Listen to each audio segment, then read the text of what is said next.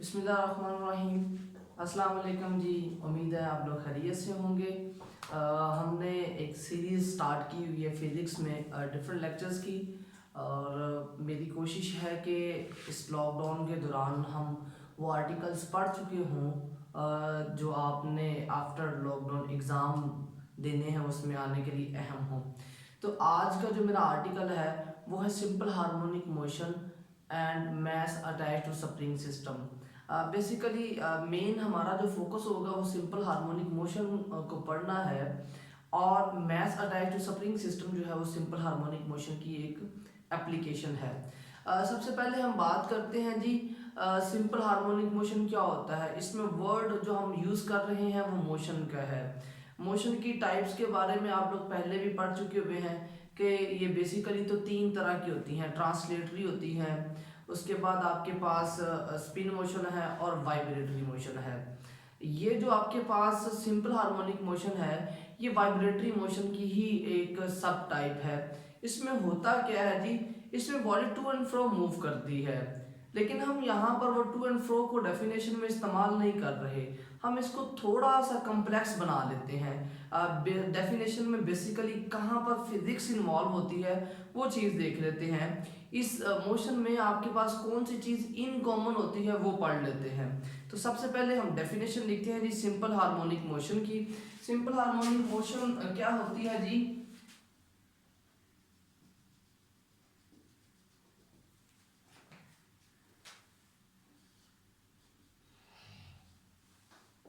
पहली बात इसमें जो लिखेंगे, it is a periodic motion.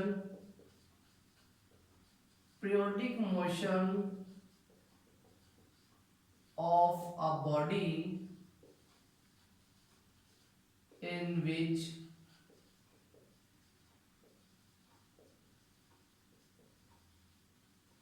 instantaneous acceleration is directly proportional to the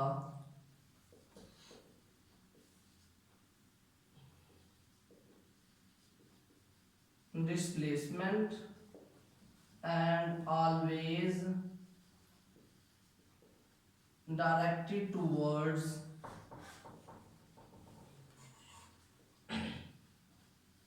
mean position।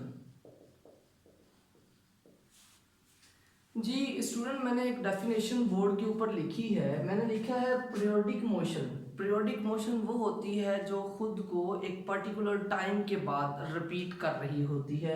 तो हमने इसमें पीरियोडिक पढ़ लिया। पहला लफ्ज़ पीरियोडिक जो है पीरियड से निकला हुआ है, तो जो एक रेगुलर इंटरवल ऑफ टाइम के बाद अपने आप को रिपीट करती है उसको हम कहते हैं periodic motion. About in which instantaneous acceleration, ना तो हम इसमें यूनिफॉर्म एक्सेलरेशन की बात कर रहे हैं ना वेरिएबल एक्सेलरेशन की बात कर रहे हैं। हम बात कर रहे हैं इंस्टेंटेनियस, किसी भी लम्हे जो एक्सेलरेशन होगा is directly proportional to the displacement. वो जो एक्सेलरेशन है वो हमेशा डिस्प्लेसमेंट के डायरेक्टली प्रोपोर्शनल होगा from mean position and always directed towards the mean position. अगर आप इसे मैथमेटिकली एक्सप्रेस करते हैं you can write it as a is proportional to the x. ये तो बात होगी जी acceleration is directly proportional to displacement. Towards mean position को रिप्रेजेंट करना हो तो उसके लिए हम यहाँ पर एक नेगेटिव साइन शो करते हैं। नेगेटिव साइन से क्या पता चलता है हमें? नेगेटिव साइन ये बताता है कि इसकी जो डायरेक्शन ऑफ मोशन है वो हमेशा ही मीन पोजीशन की तरफ रहेगी, कभी भी चेंज नहीं होगी। तो आपने अभी जो सीखा है वो बेसिकली सिंपल हार्मोनिक मोशन की डेफिनेशन सीखी है, और दूसरा आपने ये देखा है कि वो पीरियोडिक मोशन कौन सी होती है। इसके कुछ फीचर्स हैं जी सिंपल हार्मोनिक मोशन के। उन फीचर्स की या उन करेक्टरिस्टिक्स की अगर हम बात करते हैं तो उसके मुताबिक आपके पास क्या होता है। पहली बात, इसी डेफिनेशन से हम दो पॉइंट निकालते हैं। डेफिनेशन के अंदर लिखा हुआ है जी acceleration is directly proportional to the displacement. तो आपने यहां पर एक बात तो ये लिख दी कि एक्सेलरेशन जो है वो डिस्प्लेसमेंट के डायरेक्टली प्रोपोर्शनल है। सेकंड जो आप इसमें लिखेंगे, a is always towards mean position, हमारे पास जो एक्सेलरेशन होगा वो हमेशा किस तरफ होगा, मीन पोजीशन की तरफ होगा। तीसरी बात इसमें जो लिखेंगे हम, इसकी काइनेटिक एनर्जी और पोटेंशियल एनर्जी को डिस्कस करेंगे। इसमें क्या होता है जी, हमारे पास इन दो पॉइंट्स को डिस्कस करने से पहले ना मैं अपने आर्टिकल का सेकंड पोर्शन डिस्कस कर लेता हूँ। मेरा ख्याल है उनको डिस्कस करने के बाद ये दो पॉइंट आपके लिए बहुत ज़्यादा क्लियर हो जाएंगे। Mass attack to spring system की बात करते हैं जी। उसकी डायग्राम सबसे पहले प्लॉट करते हैं। आपके पास ये फिक्स्ड एंड है और इस फिक्स्ड एंड पे आपने स्प्रिंग के साथ एक बॉडी बांधी हुई है, मैस m है, अभी वो अपनी मीन पोजीशन पर है और जब हम उसे मीन पोजीशन से डिस्टर्ब करते हैं और एक एक्सट्रीम पोजीशन पर लेके जाते हैं तो आफ्टर दैट क्या होगा जी, रिलीज करने के बाद बॉडी यहां पर आ जाती है। डायग्राम में एक सिमेट्री है, उस सिमेट्री को समझना हमारे लिए बहुत जरूरी है। मैंने तीन पोजीशंस रिप्रेजेंट की हैं, O, A and A prime. हमारे पास इन दो पोजीशंस में क्या क्या है जी, ये आपकी A एंड A प्राइम जो है वो एक्सट्रीम पोजीशंस हैं और O जो है वो आपकी मीन पोजीशन है।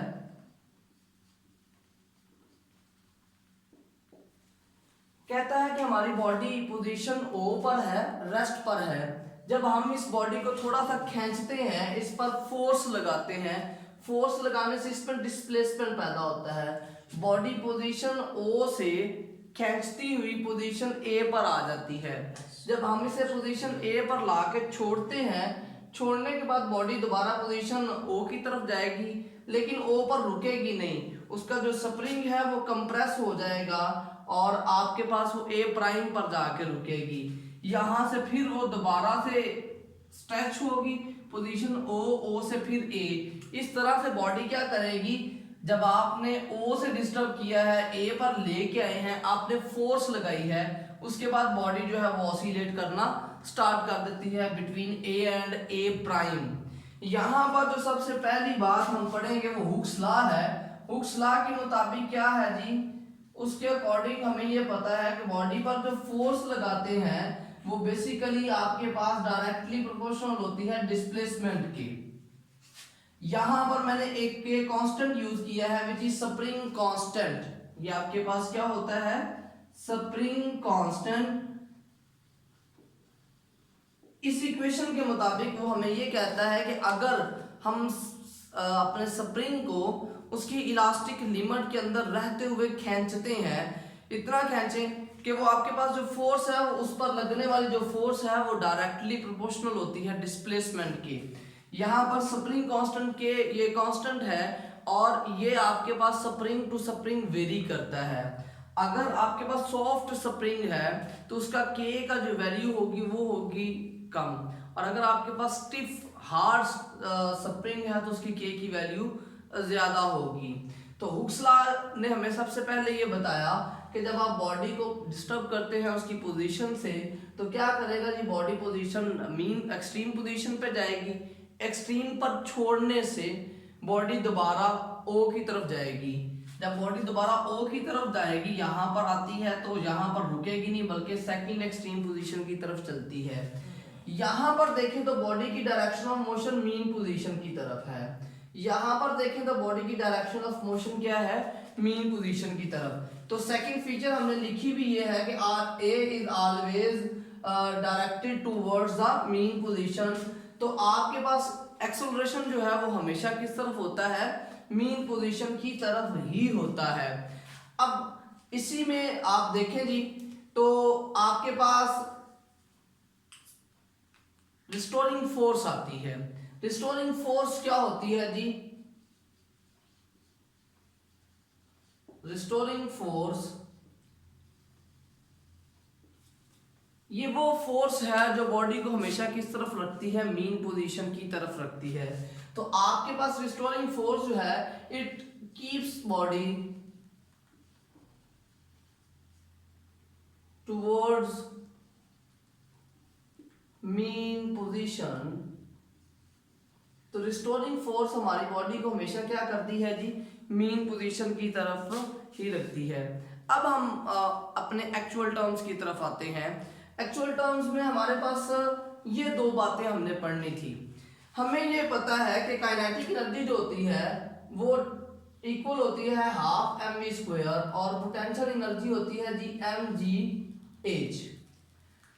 अगर बात करते हैं जी, बॉडी को आपने पोजीशन ओ से स्टार्ट किया और ए पर लेके आ गए, खींचा, यहाँ पर आ गए हैं, यहाँ से यहाँ पर बॉडी की जो स्पीड है वो 0 है। हम इसे यहाँ से जब छोड़ेंगे तो बॉडी क्या करेगी, मीन पोजीशन की तरफ जाती है, मीन पोजीशन की तरफ जाएगी। जब ओ से गुजरेगी तो इसकी स्पीड होगी मैक्सिमम। स्पीड जब आपके पास मैक्सिमम आ जाती है तो मैक्सिमम स्पीड के साथ बॉडी पोजीशन ओ से गुजर जाती है। फिर जब ए प्राइम पर पहुंचती है उसकी स्पीड 0 हो जाती है। इसकी एग्जांपल अगर समझ नहीं हो ना तो हम स्विंग की एग्जांपल लेते हैं। तो उसमें क्या होता है, उस पर जो बंदा झूले ले रहा होता है, जब वो एक्सट्रीम पोजीशन की तरफ जाएगा उसकी वेलोसिटी कम होती होती जहां पर 0 होगी वहां से वो वापस आएगा। फिर जब वो मीन से गुजरता है तो उसकी स्पीड वहां पर मैक्सिमम होती है। इसी तरह जब सेकंड एक्सट्रीम की तरफ जाएगा उसकी स्पीड क्या हो जाती है, अगेन 0 हो जाती है या कम हो जाती है। लेकिन उस वक्त तक बॉडी इस एक्सट्रीम पर भी बात कर रहे हैं और इस एक्सट्रीम पर भी बात करते हैं, तो बॉडी ने अपना मैक्सिमम जो डिस्प्लेसमेंट होता है वो ट्रेवल किया होता है। तो अब आपके पास यहाँ पर से एच की बजाय एक्स लिख लें अगर, तो जो काइनेटिक एनर्जी होती है वो आपके पास मैक्सिमम होती है जी मीन पोजीशन पर। मीन पोजीशन पर बॉडी की चूंकि स्पीड बहुत ज्यादा होती है तो काइनेटिक एनर्जी मैक्सिमम होती है। और मिनिमम कहां पर होती है जी, मिनिमम ये आपके पास एक्सट्रीम पोजीशंस पर होती है। इसी तरह अगर हम बात करते हैं पोटेंशियल एनर्जी की, तो आपके पास पोटेंशियल एनर्जी जो है वो मिनिमम होती है मीन पोजीशन पर। मीन पोजीशन पर x चूंकि 0 हो चुका होता है लिहाजा पोटेंशियल एनर्जी 0 होगी, और आपके पास ये मैक्सिमम होती है एक्सट्रीम पोजीशंस पर। तो एक बात हमने इसमें ये देखी कि आपके पास पोजीशन कौन सी हैं, दो पोजीशन हैं एक्सट्रीम, लेफ्ट साइड पे भी और राइट साइड पे भी, सेंटर में होती है मीन। तो आपने उनके दरमियान डिस्प्लेसमेंट की वैल्यू फाइंड आउट की और आपने वहां पर काइनेटिक एनर्जी और पोटेंशियल एनर्जी फाइंड आउट की। उसके बाद अगर हम बात करते हैं इसमें कुछ टर्म्स आती हैं, उन टर्म्स के बारे में पढ़ लेते हैं। टर्म्स आपके पास कौन कौन सी आ जाती हैं जी, इंपॉर्टेंट टर्म्स हैं। पहली बात आपके पास आ जाती है इसमें amplitude.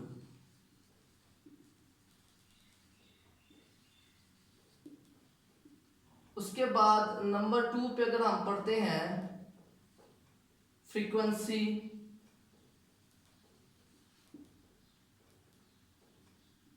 Number 3 is vibration, and number 4 is time period.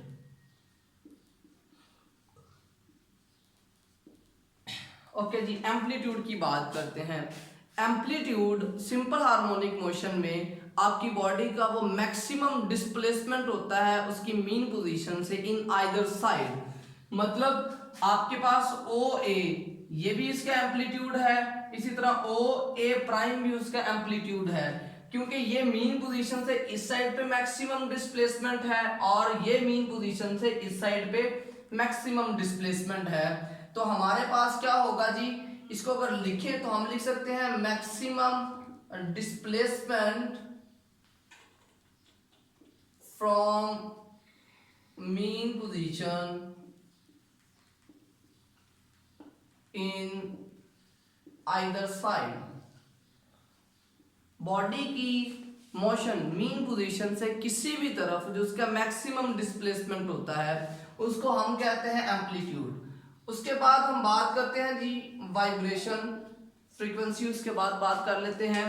Vibration के अकॉर्डिंग क्या होता है जी, बॉडी जब एक कंप्लीट साइकिल मुकम्मल करती है उसे हम कहते हैं वाइब्रेशन। इससे मुराद क्या है, आपकी बॉडी आपने स्टार्ट की है पॉइंट ओ से, आप उसे लेके गए हैं पॉइंट ए पर, ए से बॉडी क्या करेगी दोबारा ओ पर, ओ से ए प्राइम और ए प्राइम से दोबारा ओ पर। आप देखें जी बॉडी आपकी स्टार्ट हुई है पॉइंट ओ से ए पर गई, ए से दोबारा ओ पर आई और दोबारा ओ से ए प्राइम से होते हुए ए ओ पर वापस आ गई। इसको अगर हमने वैसे समझना हो तो क्या होगा जी, आप स्विंग की बात करते हैं, स्विंग पे बंदा बैठा हुआ है, वो मीन पोजीशन पर है, मीन पोजीशन से वो लेफ्ट साइड पे जाता है एक्सट्रीम पे, एक्सट्रीम से वापस आया मीन पर, मीन से इस एक्सट्रीम पर जाता है, इस एक्सट्रीम से फिर वापस आता है।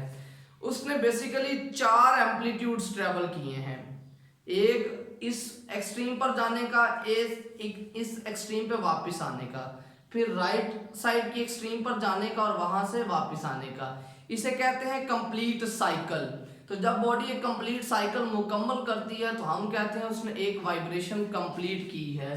तो आप यहां पर लिख सकते हैं जी 1 complete round trip of oscillating body.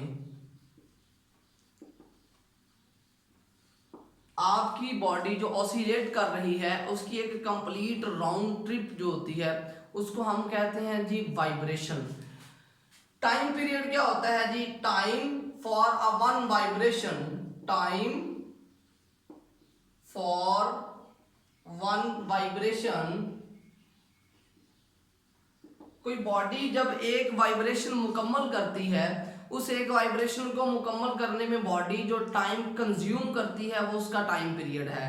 हमने यहाँ पर टाइम मेजर करने के लिए वो स्पेसिफाई कर दिया हुआ है कि आपके पास बॉडी का एक वाइब्रेशन मुकम्मल करना ज़रूरी है।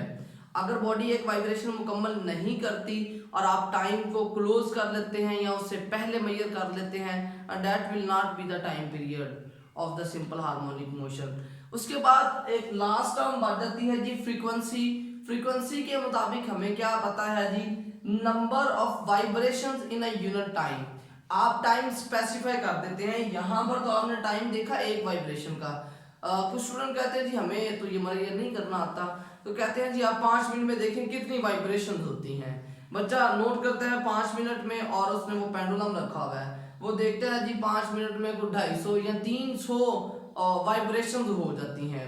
तो 300 वाइब्रेशन से मुराद वो 300 बार एक मुकम्मल डिस्टेंस ट्रेवल कर चुका होता है। तो फ्रीक्वेंसी क्या होगी जी, फ्रीक्वेंसी आ जाती है number of vibrations in unit time. किसी यूनिट टाइम में जो नंबर ऑफ वाइब्रेशंस होती हैं उसको हम कहते हैं फ्रीक्वेंसी। तो ये हमारा आज का आर्टिकल था स्टूडेंट। मैं इसको एक छोटा सा ओवरव्यू ले लेता हूँ। इसमें हमने सबसे पहले मास अटैच्ड टू स्प्रिंग सिस्टम देखा। हमने कहा कि हुक्स लॉ के मुताबिक आपकी बॉडी पर एक फोर्स लगती है जो कि डिस्प्लेसमेंट के डायरेक्टली प्रोपोर्शनल होती है, और आपके पास जो स्प्रिंग होता है उसकी value experiment to experiment vary कर सकती है। फिर हमने इसी में सिंपल हार्मोनिक मोशन पढ़ा और उसकी 4 फीचर्स आपने पढ़ी, जिसमें काइनेटिक एनर्जी और पोटेंशियल एनर्जी पढ़ी। अच्छा जी, एक लास्ट पे चीज रह जाती है, हमने चूंकि mass attached to spring system देखा है, पढ़ा है, तो इसका टाइम पीरियड किसके इक्विवेलेंट आ जाता है। तो time period is equal to the 2 pi square root m/k। m आपके पास उस बॉडी का जो है वो मास होता है, जो मास आपने स्प्रिंग के साथ बांधा हुआ है, और k वो आपके पास उस स्प्रिंग का कांस्टेंट है जिसके साथ आप बॉडी को अटैच किए हुए हैं। Thank you very much for watching this. अपना बहुत ज़्यादा ख्याल रखिएगा। अल्लाह हाफिज़।